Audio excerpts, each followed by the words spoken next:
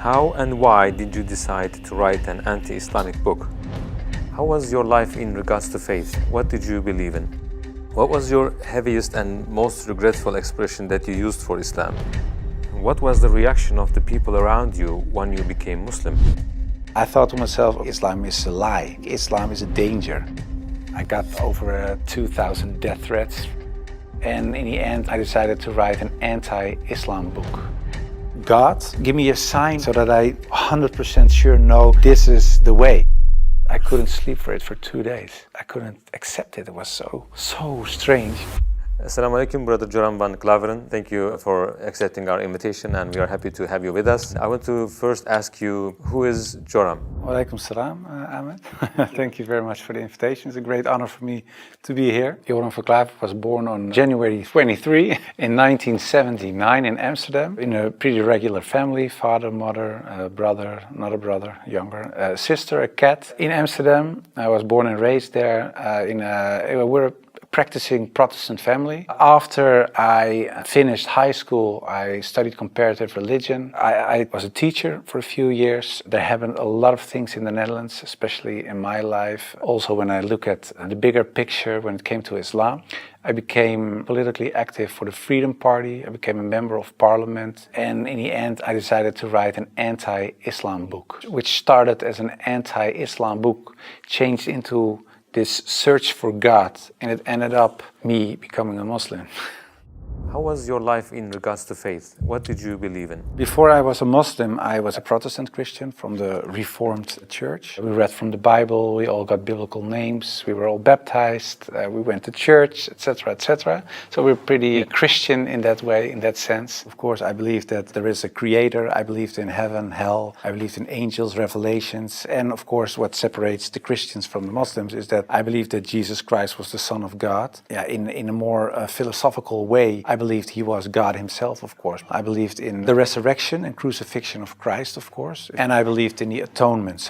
But because the Trinity is a very complex concept, whether you believe it or not, it's still very complex. Because if there is a God in the Bible, it says God is eternal. But if you are eternal and you die, you cannot be eternal, immortal at the same time. So that was something when I was a little older, 16, 17, I started questioning things like that. It's not very logical. I talked to many priests, preachers, even rabbis, and the answers I got weren't very satisfying. That made it for me kind of complex, and in the end I had some doubts about stuff like this, but I said, well, I set it aside and I thought, okay, I just believe it, and perhaps I'm not smart enough to get the whole picture. And I still believed in God. I still believed that Jesus was a very important person. I believed he was the Son of God, but how it exactly was, I left it for what it was.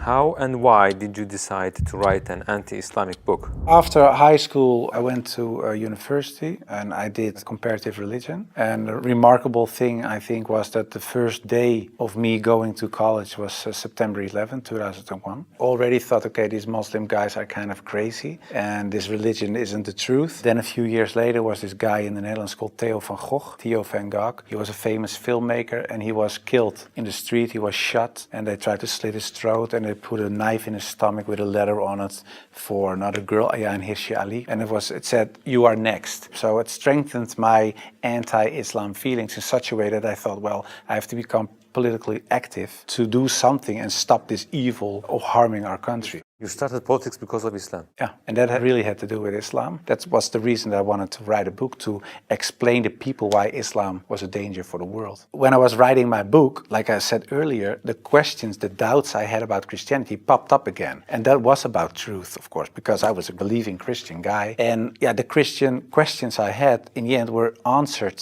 in an Islamic way. Because, of course, when I started writing the book, a lot of people think that it was a political book. But it wasn't so much a political book, it was a religious book, because I wanted to show people why Islam was a danger as a religion, and I wrote it from a Christian perspective. So in the beginning I made a comparison between the Christian concept of God and the Islamic concept. So I started comparing it. But because I had these doubts about the Trinity and I saw Tawheed, the oneness of God in Islam, I thought, yeah, it sounds a little bit more logical. And then I thought to myself, well, I reread the Bible to refresh myself, to see, okay, why isn't the concept of Islam, the Tawheed concept, isn't isn't the Christian concept. But when I was reading the Old Testament and I saw what the Old Testament prophets said, it was one God, one God, one God. And then I thought, okay, I'll look only at the words of Jesus Christ in the New Testament. And then there's this story in the New Testament where a guy comes to Jesus and he asks him, what is the most important thing in life? How can I gain paradise? And he says there are two things. He says, hear, O Israel, hear your God is one. Treat your neighbor as you want to be treated yourself. So I thought, well, even Jesus Christ says, hear, O Israel, your God is one. So I thought, well, this whole Muslim concept of God sounds more logical, and it's the same concept that I find in the Old and the New Testament. And I know Christianity as a religion teaches something else, but it isn't the concept of God that I find in the Bible. So after weeks and weeks of study, rereading all kinds of books, I thought to myself, okay, perhaps this oneness of God is something that is true. So that's how it started. What resources did you use while doing your research? Because I was kind of shocked, I started writing to several authorities on these religious matters. And one of the guys that I wrote to was Sheikh Abdul Hakim Murad, and he's a professor from Cambridge University. But in a way, it was kind of strange, of course, because I was a politician back then still. I was writing an anti-Islam book with an anti-Islam purpose. And I'm asking this Muslim professor from another country, can you help me?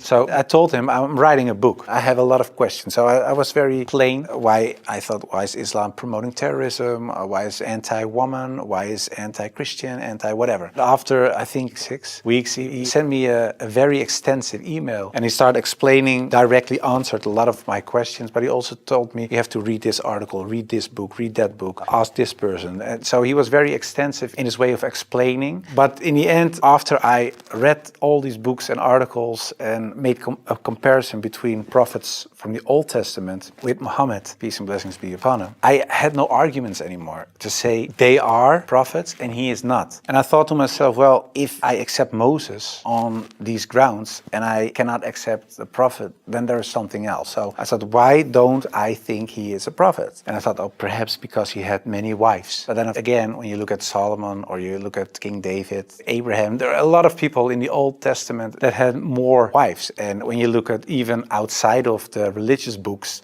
culturally in Europe, in Africa, Asia, everywhere, there were men with several wives for several reasons. So I thought to myself, well, that cannot be a reason either. So one by one, all these reasons fell. And then in the end, I thought, well, I have to say all of them are not prophets. But I didn't believe that because I thought, well, the things they did, they said, the miracles that happened, etc., they were confirmed in what they said and what they did. So they are. And then I said, well, then I have to accept that Prophet Muhammad perhaps is a prophet too. So I was doubting it. So first I thought, well, it's the most evil person I know because of the history. Then I said, well, perhaps it's not that evil, but he's not a prophet. And in the end, I started doubting, perhaps he is a prophet. Yeah, that took, of course, me reading a lot of books again. And the one thing that I think was very wise of Abdul Hakim Murad to say was, he said, well, the books you read about with the anti-Islam arguments are written by non-Muslims. He said, if you want to know more about Christianity, you don't read books from atheists. You start reading the books from the Christians. Why do they believe this? What are the arguments? So that you have to do the same with Islam. So start reading Islamic books from Islamic teachers, from Islamic scholars, etc. And then you can see, if you compare the books on the same topic of people who are Muslim and wrote those books and non-Muslim, you can see where they took the wrong turn, where they translated words in the wrong way, sometimes perhaps even not on purpose, but just because they didn't know, where things are added, where things left out of it. So, and in the end, you see there's this other religion almost created because of all these things. And that's what I did. And that's what I also did with the life of the Prophet, because I read a book from Martin Links, The Life of the Prophet, based on the earliest source of Muhammad. And it was written, of course, by a convert. And his way of reasoning, his way of telling, his way of writing appealed to me because it's culturally the same thing. How do I approach a certain topic, etc. And it was the first time that I saw him not so much as a warlord, because that's the picture I had in my mind, but I saw him as a father, and I saw him as a friend and a teacher, and so much more. And so, yeah, I saw the person and his character, and I said, well, I can say a lot, but I cannot say that this is not a good man. So his character persuaded me to read more and to want to know more.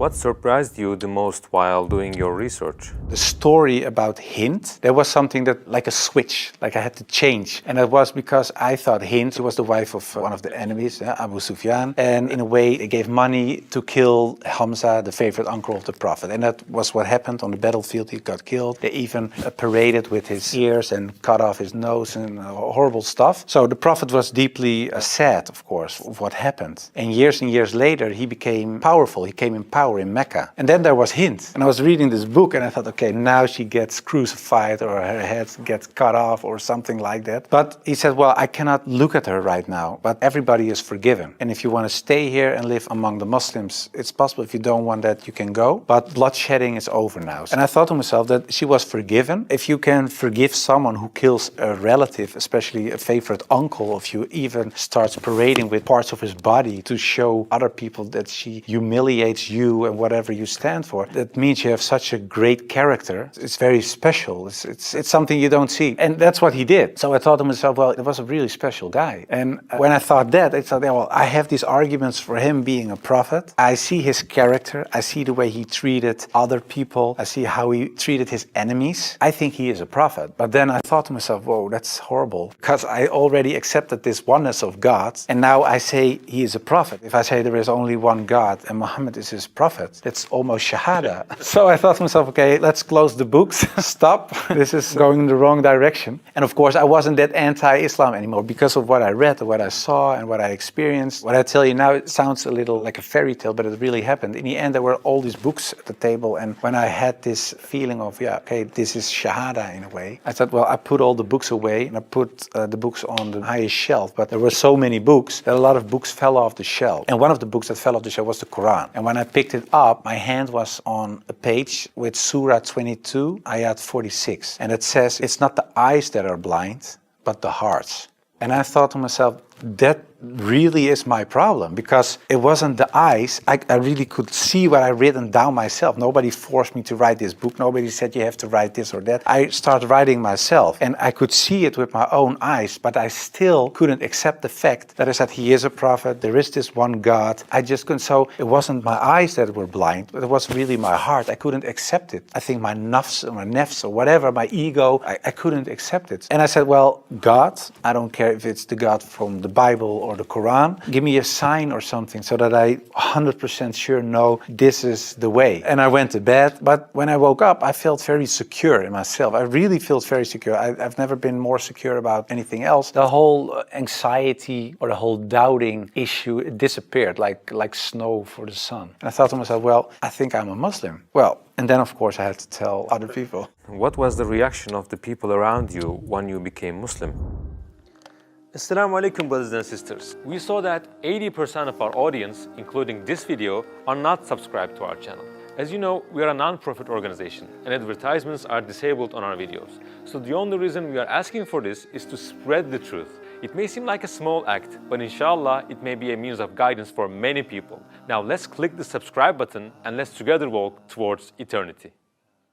What was the reaction of the people around you when you became Muslim? Most of them were very negative, of course. For a lot of people, especially some uncles and aunts, it was kind of a shock. They heard it when it was on the news. I told my mother and my mother started crying. And my wife was pretty open. Yeah, she was very cool about it. She said, well, if Islam is what you really believe and that's in your heart, who am I? And yeah, some people from my old work were really aggressive. I got over 2,000 death threats from people who used to support me, of course. People who voted for me. People said the most horrible things. We will rape your wife, shoot you, we know where your children go to school, stuff like that. And most of them, of course, is nonsense because they're crazy people writing things on their computer. So it was kind of a hectic time. And I had to tell my work, of course, and it was this Christian organization. So to say, the leader of the pack, he said, I can't believe it. And he said, well, I noticed this change when you talked about certain topics on radio. You were kind of a little more mild, not so harsh anymore, but you becoming a Muslim? And after I said, yeah, I became Muslim, he said, I couldn't sleep for it for 2 days.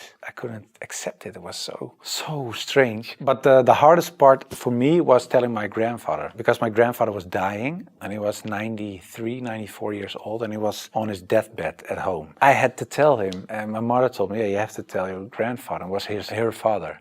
So I said, well, then you have to come with me. It's like a shield. And I just said, well, grandfather, I became a Muslim. And then he closed his eyes. And I thought he stopped breathing because, yeah, he was so old. And he really stopped breathing for a while. And then he started breathing again. And he looked at me and he said, well, at least you didn't become a Catholic. So it was very funny. The last thing, and my old boss from the radio, he said, well, how do we know that you're not becoming Hindu one day or something else?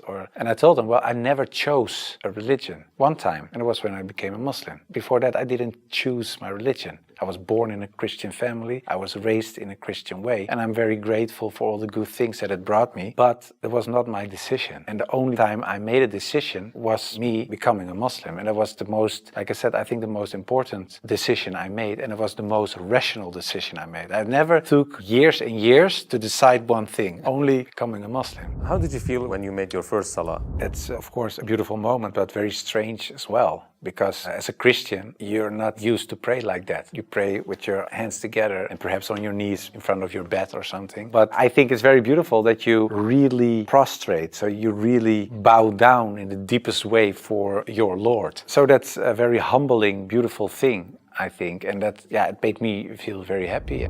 What were the 3 biggest challenges you faced when you converted to Islam? Well, becoming a Muslim, of course, was a big challenge because I had to tell the world and family, and that was a big challenge. The part of thinking that it would be very hard to become a Muslim because, especially as a Protestant Christian, there aren't so many things you have to do in a religious sense. As a Muslim, in terms of practice, so it is required to pray 5 times a day. It's required to eat in a certain way. It is required to think in a certain way. You have to be the best in a way every moment because of relation with your Creator and because of the fact that you have to pray 5 times a day. It's a constant reminder in a way of the Creator. So that makes you much more aware of the fact that you have a Lord than as a Christian. That's how I experienced it. And I thought to myself, whoa, 5 times a day praying, I cannot do this, I cannot do that, I have to do.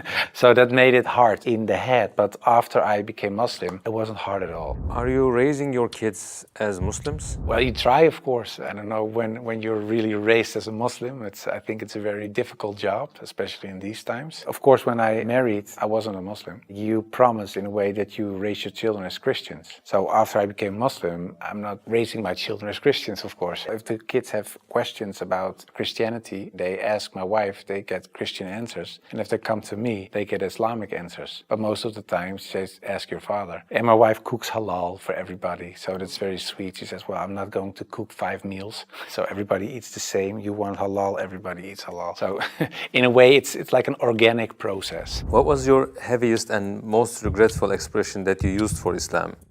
I think Islam is a lie, because that's something I used to say. Islam is a lie, the Quran is poison. But when I said Islam is a lie, that's the whole religion and everything that comes with it. So that's like the highest level of jahiliyyah in a way.